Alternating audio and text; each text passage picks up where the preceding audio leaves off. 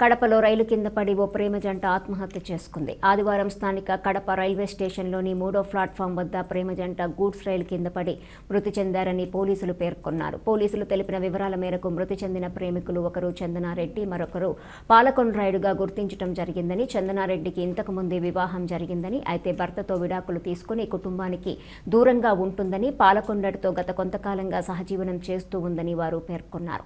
అయితే ఎందుకు ఆత్మహత్య చేసుకున్నారో ఇంకా పూర్తి వివరాలు తెలియాల్సి ఉందని పేర్కొన్నారు. దినం ఉదయం అంటే 14/1/2024 తేదీన ఉదయం సుమారు 10:30 టైంలో ఆర్టీపీఎం అనే గూడ్స్ బండి కింద మరి ప్రేమ జంట పడి చనిపోవడం జరిగింది. వీటిలో చందనారెడ్డి అనే మహిళ, మరి ఈమెకు గతంలో వివాహం అయ్యి డైవర్స్ తీసుకుని మరి పాలకొండరాయుడు అన్నటువంటి వ్యక్తితో అతని వివాహం కాలేదు అతనికి.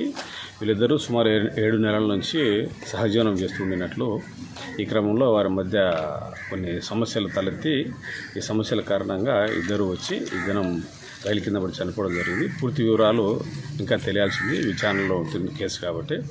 పూర్తి వివరాలు ఇంకా తన రక్త బంధువులు ఎవరైతే ఉంటున్నారో అమ్మాయి యొక్క రక్త బంధువులు ఇంకా రాలేదు, వాళ్ళు వచ్చిన తర్వాత పూర్తి వివరాలు తెలుస్తుంది.